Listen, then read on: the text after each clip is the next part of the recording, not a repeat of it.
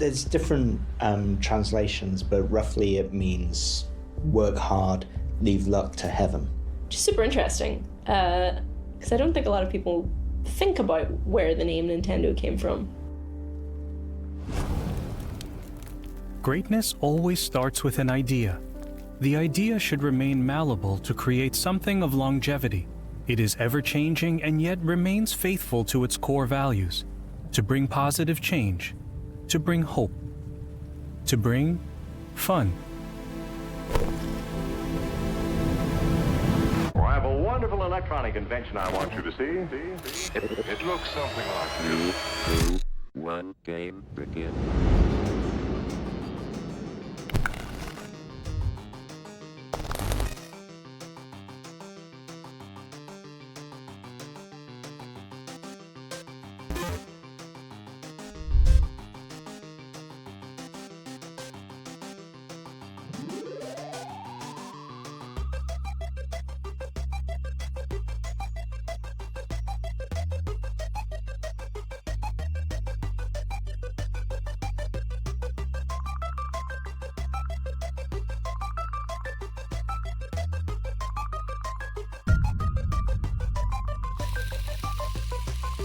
On September 23, 1889, Fusajiro Yamauchi began manufacturing Hanafuda, Japanese playing cards of floral design.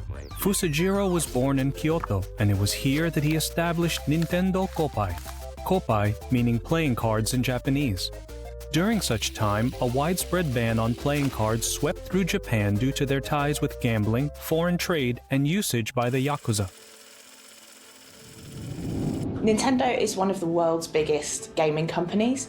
They're a Japanese company and they've actually been going for well over 100 years now. They started making playing cards, but they really reached their stride in the 80s and 90s when they started releasing arcade machines and then home consoles.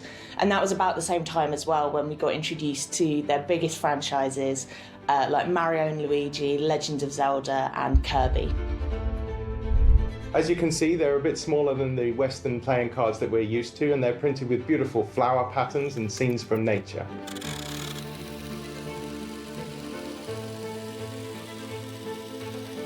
Nintendo's earliest and best customers were the Japanese mafia, the Yakuza. They ran lots of illegal gambling dens and they needed playing cards. And because no one wanted cheating going on, every game started with a new pack of cards. So Nintendo had a great business early on because these gangsters would buy cards, they'd open the cards, play a game, throw them away, get a new set of playing cards. So it was a good business to get into. Yamauchi found great success in his newfound company. Before long, he had established a new shop in Osaka and began to develop a more comprehensive array of card games. It was in 1929 when Yamauchi decided to step down from the company, passing the business to his son-in-law Sekiryo Kaneda, who adopted the name Sekiryo Yamauchi in respect of the family. Fusajiro remained uninvolved with the company for the remainder of his life, eventually passing away from a stroke in his home city of Kyoto on January 1, 1940. The founder of the company continued until 1929 when his son-in-law, Sekiryo Kaneda, who took the name Yamauchi as well, took over the company and kind of professionalized it, improved the manufacturing processes, and started manufacturing Western-style playing cards. War has struck again.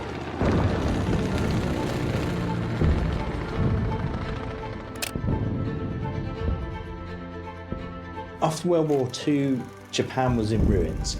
It was US occupied. There wasn't much food. The buildings were flattened. I mean, the country had to rebuild from absolute scratch. And from that came this kind of, essentially a new start. It tried to move into electronics and that was really kind of where Japan found a new future post-war. The years following World War II allowed Japan to further its industrialization. Markets for electronics were established alongside the rise of strip mills for iron and steel. Among such technological innovations were transfer machines for the automobile industry automatic control systems in new steam power stations, and catalytic cracking in oil refining industries. Yakihabara is an electronics district in Tokyo, and it became like the hub of electronics shops. You'd have these kind of multi-story arcades and shops selling all kinds of electronics. It was really a kind of very kind of geeky mecca, if you like. You know, if you were into electronics and you were in Tokyo, you're going to make a beeline for that area. After the death of Sekiryo, Hiroshi Yamauchi, the grandson of Fusajiro, was ordered to step up and assume the mantle of company president. Being young and inexperienced, Hiroshi suffered some initial backlash from the company's employees. In 1949, Sekiryo became ill, called up his grandson to his hospital bed, and said, "Okay, you give up your law degree and take over Nintendo from me." That was Hiroshi Yamauchi.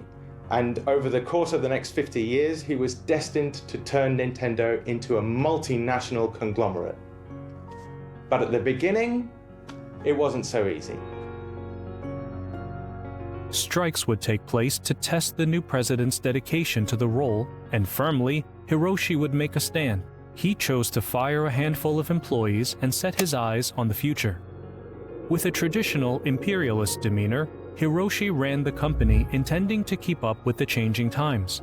The first step was to develop a new style of plastic playing cards influenced by Western markets. However, due to Japan's strict restrictions on unsanctioned gambling, the plastic and Hanafuda cards were now struggling to make a profit. Luckily, the company, now called Nintendo Karuta, made a licensing deal with Walt Disney to merge the new plastic cards into family-oriented games. With a small booklet outlining the many games one could play with the cards, the new product would sell 600,000 units in 1 year, allowing Nintendo to dominate the card game market in its own country. They also had a deal with Disney that allowed them to make Disney playing cards that had Disney characters on them. And so this sort of made Nintendo kind of take a little sidestep into manufacturing things for children, wherein they discovered, hey, there's a lot of money to be made here. And so that was another stepping stone on the way to them creating video games, which at that time were basically considered toys. Once again, the company name was changed to the Nintendo Company Limited, and the business was made public with Hiroshi Yamauchi as its chairman. So at the beginning, Hiroshi Yamauchi was only 21 years old, and the workers in Nintendo didn't necessarily take him entirely seriously. He was really ambitious and really ruthless. He fired anyone that disagreed with him. Visiting Cincinnati in the United States provided Hiroshi with some disappointing yet valuable information. He'd gone to examine the world's largest manufacturer of playing cards, the U.S. Playing Card Company. However, on his arrival, a small office and factory greeted him. To Hiroshi, the scale of the facility represented the success of the playing card industry, and there wasn't much to be seen. Concerned for the company's future, Hiroshi returned to Japan in search of new ways to ensure the longevity of Nintendo. After Nintendo had established themselves making these playing cards, they tried a bunch of different things before they landed on what would eventually make them so successful. So they tried a whole range of different companies, including taxis and even love hotels. He went into the food business, making instant rice, and he went into the taxi business. And that one seemed to go okay until there was a labor revolt, and that was the end of that idea. So by the early 70s, Nintendo was struggling. It spent a fortune trying all these businesses, getting nowhere, and had a lot of debt. The outlandish ventures proved unsuccessful for the business and were soon disbanded. The company was on the brink of bankruptcy. Desperately searching for ideas, Hiroshi spotted a factory engineer called Gunpei Yokoi. Around that time, Hiroshi visited one of the factories and saw Gunpei playing with an extendable claw, a toy which he'd invented himself. And instead of telling him off for that, he was fascinated by this and asked him to put these extendable claws into manufacture. The Ultra Hand was distributed and became a massive hit. Such simplistic ingenuity spurred new ideas for the company. Soon, a toy department was made in Kyoto, solely led by Gunpei. who would develop new concepts such as the love tester and the light gun.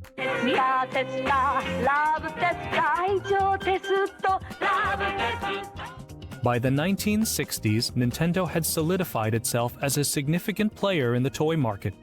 The early 70s came rolling in, and with it, the idea of a video game was being conceptualized. Around that time, in the early 70s, video games were becoming a really big thing.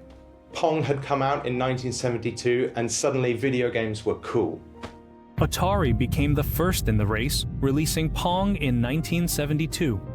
It was inspired by a game developed by physicist William Higginbotham. Atari leapt towards mainstream distribution, giving the public a groundbreaking discovery which took America by storm. Nintendo had to react fast. Hiroshi hired employees from Sharp Electronics to develop a new system that could compete with the emerging video game consoles. Soon, in cooperation with Mitsubishi Electric, the TV Color 6 was made and distributed in June 1977. So after Nintendo had been going for quite a long time, they really started to branch out into the burgeoning gaming world. So at the time, arcade machines were hugely popular around the world. Atari had already been producing them for quite a while. Classics like Pong had been around for a little bit of time, but they were really starting to take off in Japan, in America, and in Europe. So Nintendo decided that they would try and get in on this really expanding market as well. And when they did, they really worked on how they were going to make a game that would stand out. But it wasn't actually meant to be Nintendo's console. Mitsubishi had created it for another company that went bust and decided to give Nintendo a call, see if they'd put it out instead. And that's how Nintendo got into video games. So Nintendo's very first console, a games console, was actually the Color TV game. It was a very, very simple device, but it paved the way. I think Shigeru Miyamoto, who would go on to make some of Nintendo's most important games, did actually work on the Color TV game. I think he designed like the outer casing or something really random like that. So it paved the way for one Shigeru Miyamoto to then go on to design Donkey Kong. In response, Atari returned with the 2600, popularizing microprocessor-based hardware and games stored on swappable ROM cartridges. It was the most popular second-generation console by a large margin during the time of release. Nintendo would follow with 4 more iterations of the TV Color, and soon both Atari and Nintendo were being recognized as big fish in a huge pond, and competitiveness was on the rise. 見るテレビから遊べるテレビへ15種類ものゲームが楽しめるカラーテレビゲーム15 In response to America's growing arcade market, Hiroshi expanded Nintendo into the US, releasing new titles such as Radar Scope, Space Fever, and Sheriff. Though effective in the Japanese market, the games weren't financially successful in America. To counter this, Hiroshi turned to Shigeru Miyamoto, and upon deliberation, Donkey Kong was made, becoming a smash hit in both countries.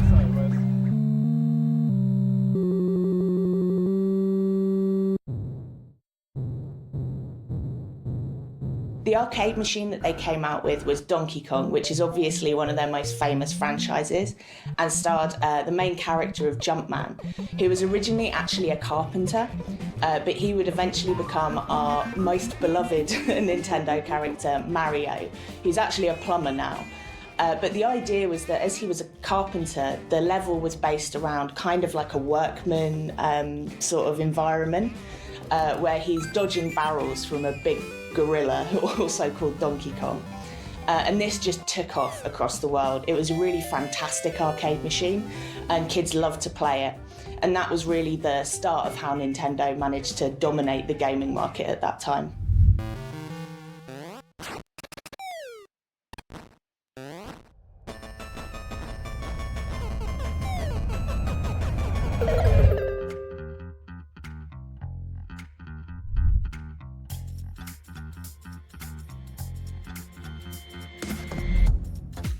So Shigeru Miyamoto is probably one of the most important video game designers there's ever been. He is a producer, a creative director, a game developer, a game designer, and he created much of Nintendo's early output. So he created Mario, he created Donkey Kong, he created The Legend of Zelda. So his contribution to the games industry really can't be understated. He's kind of like the Michelangelo of video games, if you like. He joined Nintendo out of art school and really brought kind of, the whole Nintendo style as we know it really kind of emerged from him and what he did. And he always wanted to make games that appeal to everyone. They were never aimed at kids, they were never aimed purely at adults. It was about games for everyone to enjoy, and games that were very much about joy, and happiness. It was kind of a very kind of bright, optimistic kind of style he brought. Hiroshi instituted 3 separate innovation and development facilities under the Nintendo banner. This unique method would allow each department to outplay the other within the company, constantly guaranteeing new, innovative results. In 1979, Gunpei Yokoi conceived the idea of a handheld video game while sitting on the bullet train on a business trip. So around 1979, the story goes that Gunpei was commuting and he saw on the train Japanese businessmen playing with LCD calculators. At that time, you have to remember, there's not much entertainment you can carry with you. You can have a newspaper, a magazine, a book. If you don't have any of those, you can stare out the window. So there's not much choice of what to do. And he notices further down the carriage, there's this guy with a pocket calculator, which is, pretty high tech for the late 70s. And he's just playing around with the calculator to pass the time. And so Gunpei kind of thinks, hang on, what if I took technology of a pocket calculator, turned it into a game? That would be something people could take, and it could kind of help commuters on their boring journeys have something fun to do. And thus he created the Game & Watch. Nintendo first entered the kind of handheld gaming world with the Game & Watch, which was kind of an LED games console, not even what we would consider a console today, really. Each of them was only preloaded with one game, so you couldn't put multiple games into that console. But it was still really popular. People liked having a handheld gaming device to take with them.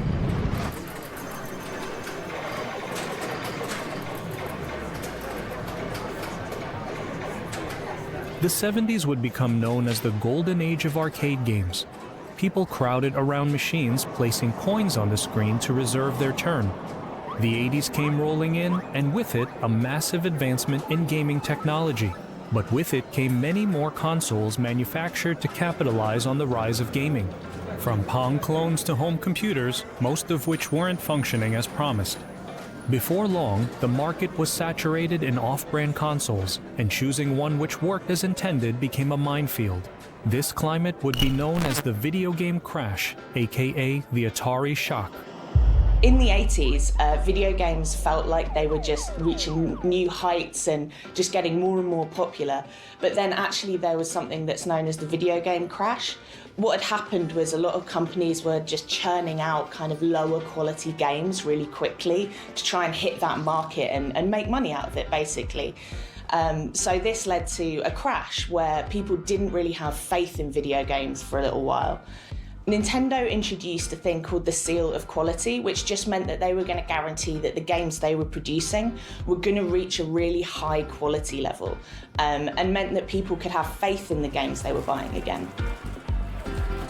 The year is 1983, summer in Japan. The video game recession is at its height, with companies going bankrupt and global video game stock depleting by almost 97%. After years of work, Nintendo released a product which would change the video game climate forever. It is called the Famicom, known to the West as the Nintendo Entertainment System. Okay.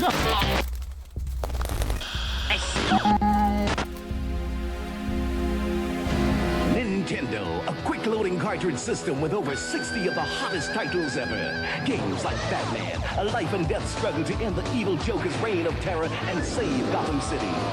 Games like Super Mario Brothers, a battle to rescue the Mushroom Princess from the evil Koopa Turtles. Go for the joystick for extra control, or go to infrared for remote control. The hottest games are on Nintendo, the world's #1 game system. Nintendo had developed the Famicom, the family computer. And this was a video game system that had more than just one game on it. You could actually swap out the cartridges and play lots of different games on it. So Japan was protected from this international video game market crash because Nintendo was doing really well in Japan with the Famicom from 1983 to 1985. The Famicom console was released in Japan originally and was called the Famicom, but it then came out in the US and in Europe as the Nintendo Entertainment System, or the NES. That was their first really popular at-home console. It became the thing to have across the world, especially for kids. But at that time, the industry was very skeptical of video games. This enormous market crash had damaged the reputation of video games. And so they went to great lengths to distinguish their new system from all of the video game consoles that had gone before. At that time, 1985, VHS and Betamax videos were cool, and so they made the Nintendo Entertainment System look like a VHS, with cassettes that went in sideways. ファミリーコンピュータの楽しいカセット情報。シングルス、ダブルスの本格テニスをコンピュータと技比べ。The NES became a staple for the development of video games and their longevity in an otherwise uncertain climate. The system was affordable and reliable, being marketed with the Nintendo seal of quality, countering concerns for potential faults.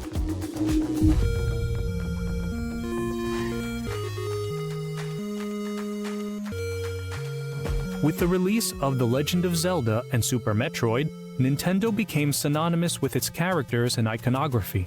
It also provided the public with the Zapper, the first widely distributed light gun designed for games such as Duck Hunt and Hogan's Alley. However, nothing would prepare Nintendo for what might have been its most significant decision yet. Super Mario Bros.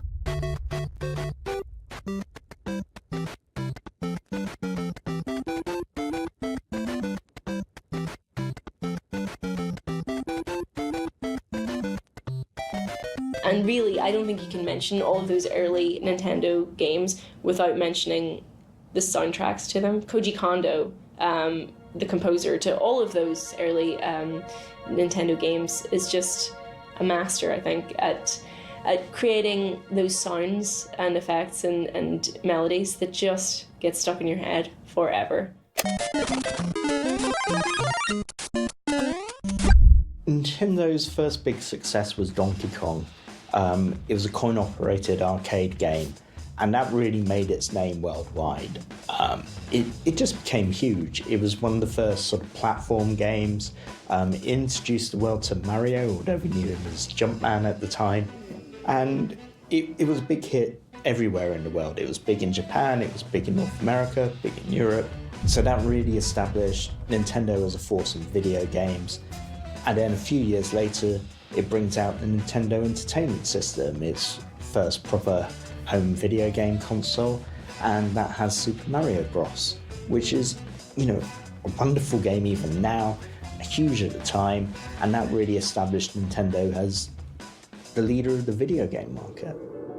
I mean, Nintendo became so popular around the world because of how initially simple, but how gorgeously complex and gorgeously well-designed its games are. I mean, you look at things like, let's take Super Mario, the level 1-1, for example. I actually spoke years ago to Shigeru Miyamoto about how he went about creating this. In level 1-1, a player will encounter absolutely everything that they possibly need to understand how the game works. And so in subsequent levels, it's what they know, what the game can assume that they already know about it, is challenged. So the very first little bit that Mario runs along and he jumps up and he hits the box and the mushroom comes out, it's actually very hard for a player to avoid that mushroom because the game wants you to run into it and discover Mario can make himself bigger. And that's one core mechanic of the game right there that you've discovered without any tutorials, without being told. You've just found it out for yourself. And that's the beauty of a Nintendo game. They want, I think at the core of every good Nintendo game is the joy of discovery, the joy of curiosity. And that is, I think that's inherently Shigeru Miyamoto's thing. That's Legend of Zelda to a T. It's all about discovery. It's all about going out into the world and seeing what you can find and seeing what you can uncover. In the late 80s, I was living in America. I didn't have a Nintendo console myself, but after school I was so excited to walk to Danny's house and play Duck Hunt with the light gun on his Nintendo Entertainment System. There was nothing more exciting.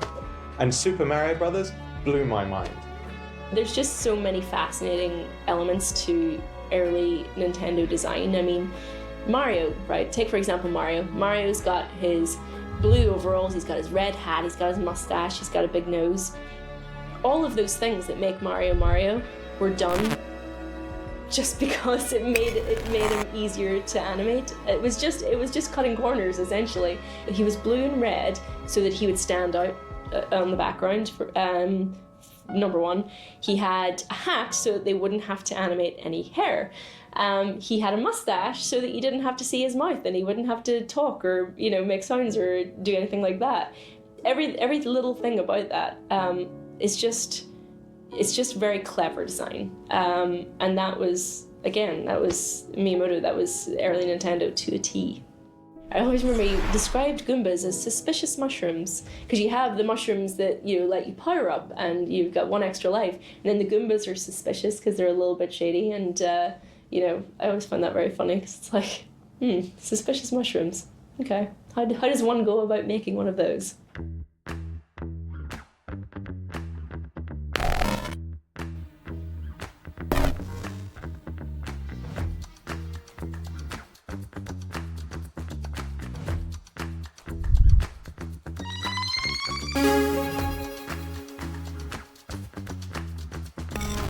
In 1989, Gunpei Yokoi revealed his latest invention, the Game Boy.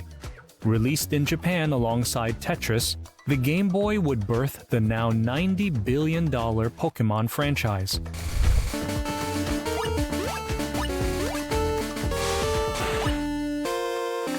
This revolutionary console was a smash hit and began developing more complex handheld consoles. There were handheld video game consoles that allowed you to play lots of different games by swapping cartridges, like the Atari Lynx and the Game Gear, and of course the Game Boy. The Game Boy was different to its competitors. Its competitors had colour screens. So the Game Boy was, even for 1989, quite primitive. It was black and white, its rivals were in colour.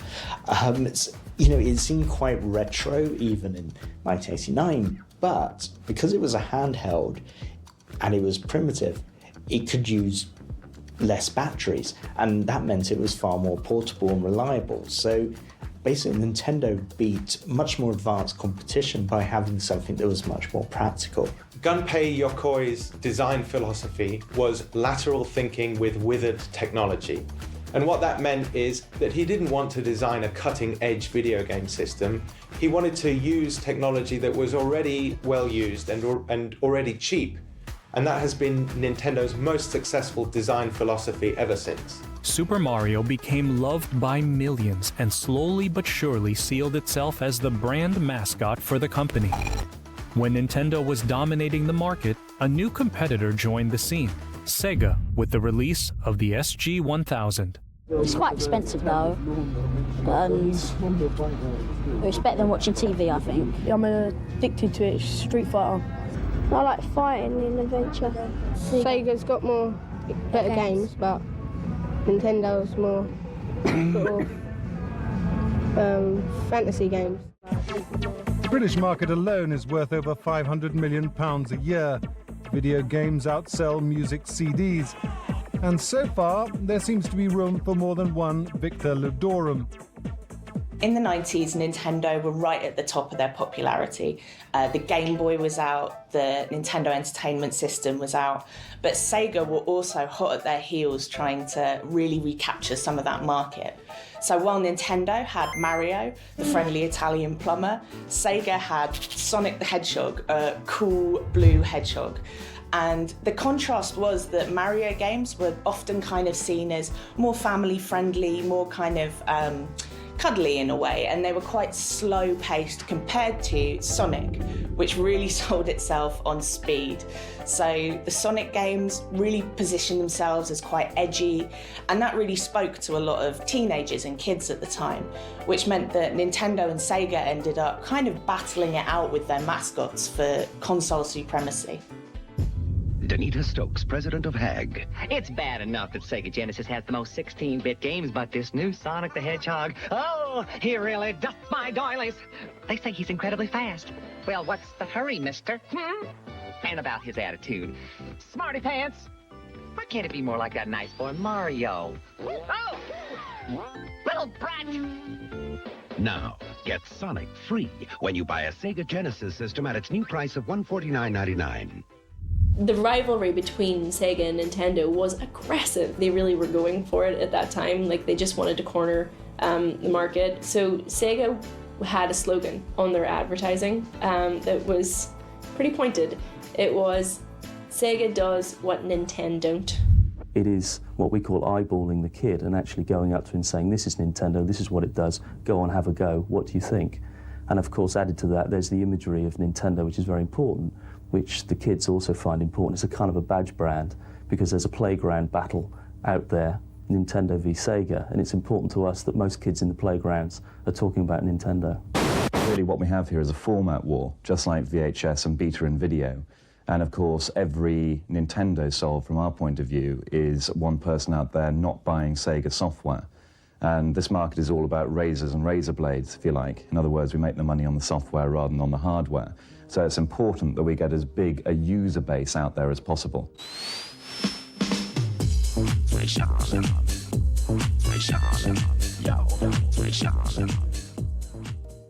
So Sega during the 80s was always the number 2 console manufacturer, and by number 2 it had 10% of the market, Nintendo had 90%. So, you know, it's not even, it's number 2, but the gap is enormous. So as the 90s began, Sega gets ready its new console, the Mega Drive or the Sega Genesis, and decides it's going to fight again and try and win.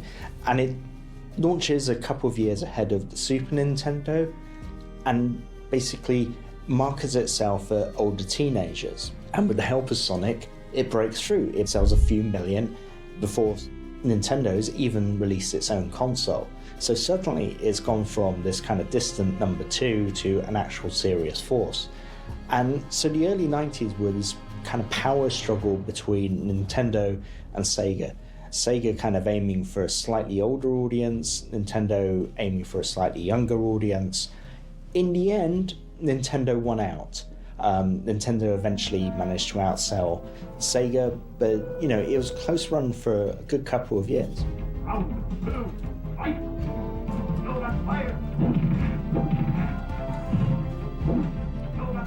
The 90s began with the release of the Super Nintendo Entertainment System and Super Famicom, transcending from 8-bit gameplay to 16-bit. The new console found great success across seas and competed with Sega's new console, the Genesis. It was here that both Nintendo and Sega were considered at war, with Sega releasing the new hit, Sonic the Hedgehog. Gotta go. Hey, guy, you're the first serious gamer I've seen all morning. Check this out. Brand new 16-bit Super Nintendo with Super Mario World. Wow! What's this one? Oh, this is a Sonic the Hedgehog from Sega Genesis. Hey, look at these radical colors, huh? Wow, Sonic's fast, too. No, over here. I like Genesis, and it costs a lot less. Wait, kid, that game I'll there. take Sonic and Genesis. I knew that. Sonic the Hedgehog. More action, more speed. Sega Genesis. It's a whole lot more for less.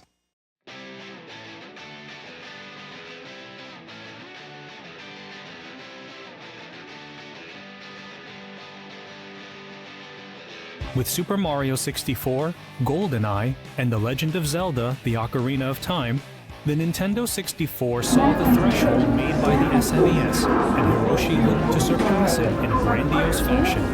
It was a statement for 3D gameplay and character maneuverability. However, though Atari had beaten Nintendo in the race for dynamic 3D gameplay, Nintendo discovered how to flawlessly execute the newfound dimensions and utilize vector models to enhance the gameplay experience. When I was a kid, I didn't really even know that the job of game dev existed, but I've always been someone who loved to play games. When I was younger, we actually at home weren't allowed to have a Nintendo 64 or the PlayStation 1, which were the massive consoles at the time. But I had friends who did have those consoles, and I would constantly go over to their houses to play them. We also had a PC at home where I could play really chuggy games on a not very good computer. In the mid-90s, Gunpei Yokoi was still working for Nintendo, and he wanted to develop a virtual reality system. This was way ahead of its time. He developed what eventually became the Virtual Boy, but it didn't go as planned. Nintendo didn't give him enough time to finish the development, and the final product, he wasn't happy with it at all. In the end, instead of being a portable headset like Gunpei Yokoi had envisaged, it was actually table mounted, and you played it by kind of leaning forward and looking into this lens, and you could see these 3D graphics. It was only one color, everything was red. Playing the Virtual Boy gave you massive headaches. The games were awful. It was a total flop. Gunpei Yokoi was really upset about this because this was not the system he had imagined. And as a kind of apology, he developed the Game Boy Pocket before leaving Nintendo to go off and start his own product development company. In March 1997, the Nintendo 64 launched in Europe and sold 2.3 million units in the first year. Nintendo introduced the Rumble Pack, which enabled players to feel the realistic vibrations contained in the game. In the early 2000s, Nintendo began its expansion, establishing offices all around the globe. The following years saw the release of the GameCube, building upon the technical prowess displayed by the N64. The Game Boy would continue to undergo upgrades, and soon there would be 6 more iterations of the console, each possessing unique qualities. So after the Game Boy had been so successful, they released the Game Boy Color, which was kind of a step up. It was smaller, it allowed you to play games in colour, which was obviously really exciting. And then after that, they also released the Game Boy Advance. So they'd been kind of on the Game Boy model for quite a while, and they really knew what they were doing with handheld consoles. Not long following the release of the GameCube, Hiroshi Yamauchi stepped down as president of Nintendo. After an incredibly successful run instigating the company as a household name for tech development, Hiroshi would be replaced by Satoru Iwata. Iwata's succession would mean the end of the Yamauchi family's long-running ownership. In the early 2000s, Satoru Iwata made some changes to the way that Nintendo was run. Hiroshi Yamauchi had always created a very competitive atmosphere, but Satoru Iwata's approach was completely different. He created a very collaborative atmosphere. Satoru Iwata's business style was very influenced by the Blue Ocean strategy. He didn't want to compete with all of these video game consoles that were at the cutting edge of graphic technology. He wanted to create a new market. He wanted to do things differently. In 2013, Hiroshi passed away. His legacy, however, would live on. Retaining a similar presentation to the original Game & Watch, 2004 brought the release of Nintendo's highest-selling console ever, the Nintendo DS. When the Nintendo DS came out, it had 2 screens and kind of flipped, and this meant that you were able to use the bottom screen as kind of a touch screen, and the top screen could show something completely different. So you had the same kind of controls that you did on the Game Boy, but you were able to do a lot more. Game designers were able to make games that really utilised this new tech, and that was incredibly popular. A lot of shops sold out of the Nintendo DS when it first came out. And around the same console generation, the Nintendo Wii came out. So the Wii was really, I don't know if anyone expected it to be as successful as it was. The funny thing about the Wii was, it wasn't the franchises that Nintendo was known for that were the reason for its success. I think the real reason for the Wii success was things like Wii Sports.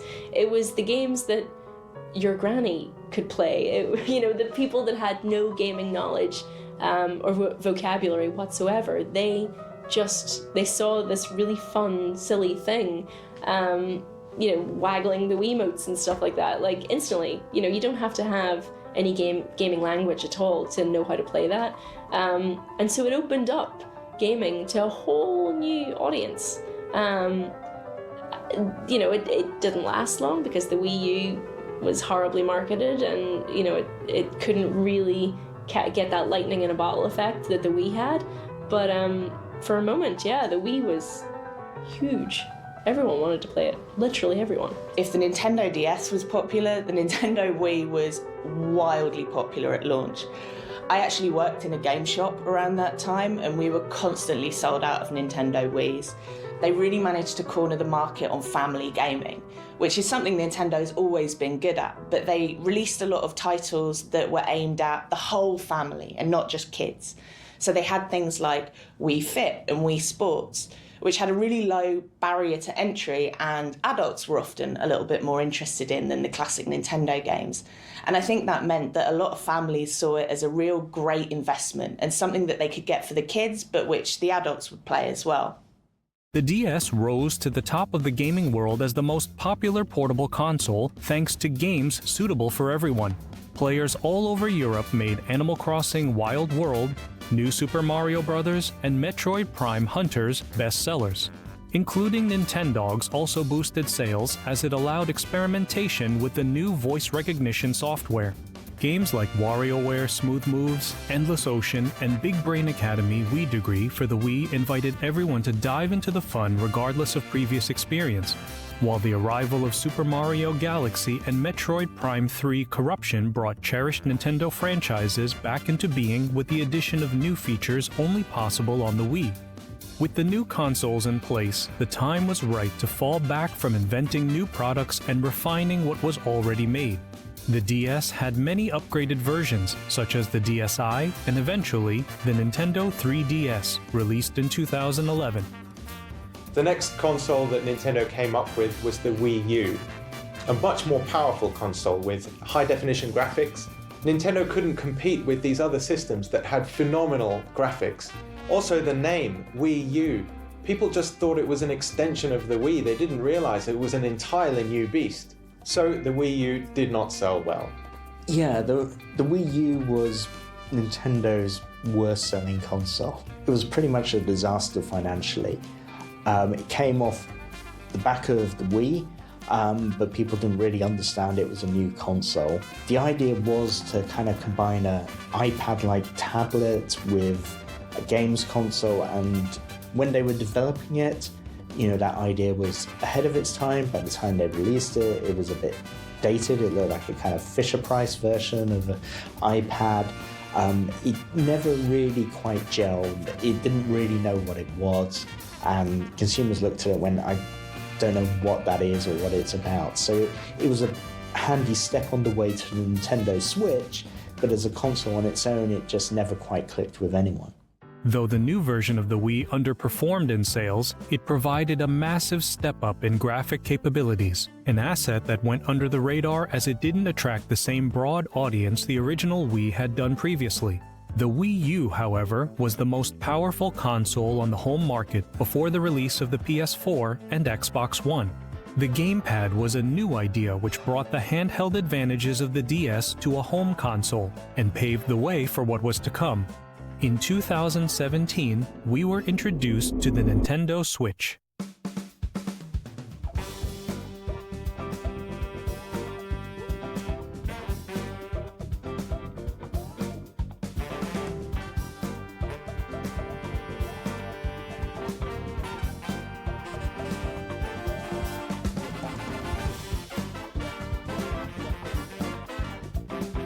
So the Switch is huge. I mean, it was such a success for Nintendo because Nintendo took everything that it had learned from the console market, from handheld, from all its handheld expertise, everything that it had learned from the Game Boy, from the DS, from the 3DS, from everything, and it was like, why don't we take both of these and make a console that literally does both?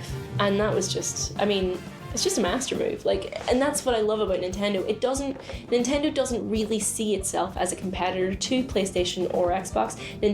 All Nintendo is interested in is interesting innovation, experimentation, and making games that are fun.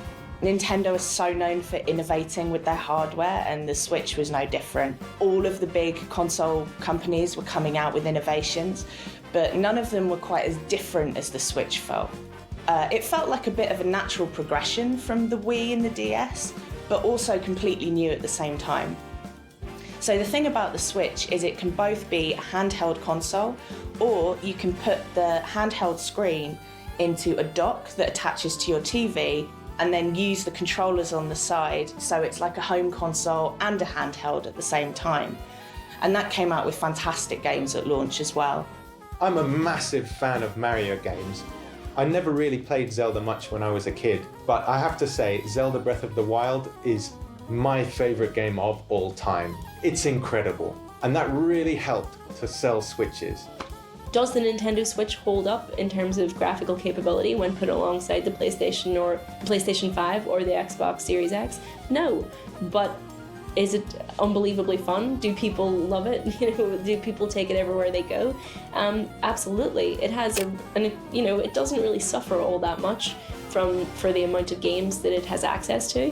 Nintendo's third-party support has actually never been better, I don't think, than with the Switch. Traditionally, I don't think Nintendo was a very friendly third-party development platform. It was just a bit more difficult to get games onto Nintendo consoles than it was for PlayStation and Xbox. But the Switch is it's just fantastic. You can slot it into its port or to its dock. You can pick up where you left off seamlessly from where you were out and about. You can transition from being out playing your console on the train or wherever to going indoors, slotting it in, and there it is, exactly where you were before. It's the perfect console, I think, for a lot of kids and adults alike, because if you don't have the time or the inclination to sit down in front of a PC or a console in front of a TV in the evening, you want to just, get into bed and play your Switch, that's absolutely a thing you can do. The Switch was an amalgamation of everything Nintendo had achieved thus far, merging the idea of a home console with a handheld device. The system was versatile, ergonomic, and capable of handling the stories the company wanted to tell. Nintendo has always been a pioneer in the gaming world.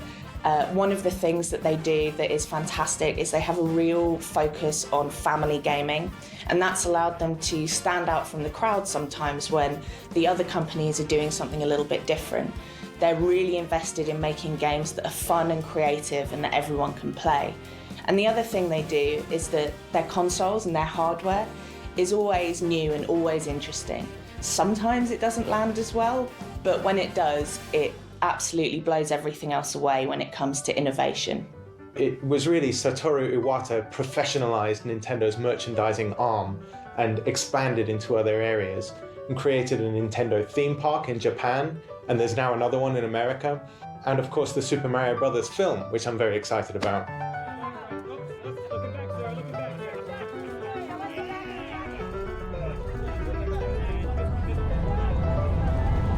One of the reasons I really love Nintendo games is that all of the games on the other consoles really focus on guns and violence and crime. And I mean, these games look fantastic. I would love to play them. But actually, I don't want to get involved in all of that violence. I love that Nintendo don't do that. Nintendo was a pioneer of video game quality in consoles. I mean, it essentially rewrote the video game console business model and saved the video game industry by doing so. It was a pioneer in game design. Its attention to the feel of video game mechanics really kind of upped the quality bar. Game designers back in the 80s were not that great. They would make these punishing games that, would make children cry, they were so hard. Whereas Nintendo was like, no, a game should be fair. And it seems very obvious to us now that a game should be enjoyable, not punishing, but that's not how people were making games back then. It was a pioneer in broadening out the video game audience with the Wii and the DS. Nintendo created the handheld game. We play iPhone games and Android games now, but before smartphones came along, we were playing on Nintendo portables. It's a company that's really defined video games throughout its history.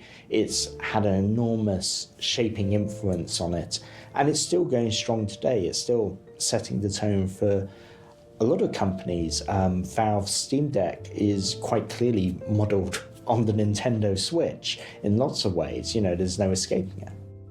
I think Nintendo brings up feelings of nostalgia because Well, first of all, I think it's been around longer, and when Nintendo was in its early days, it was marketing games for children. But even now, kids, their first console is very often a Nintendo console. I mean, my nephews, they all have Nintendo Switches, so their nostalgia will extend to Mario, as plenty of older gamers does as well. But I think it's because, again, at the heart of every Nintendo game is that childlike curiosity and wonder at the world. That's really what makes their games sing.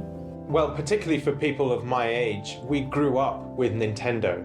I'm the perfect age to have been swept up by Nintendo's ascendancy in the 1980s, and it's absolutely an indelible part of my childhood. I think because it's tied into that feeling of childhood fun, it really just evokes a feeling of nostalgia in a lot of people, and especially people my age. Nintendo's most important legacy is saving the video game console industry.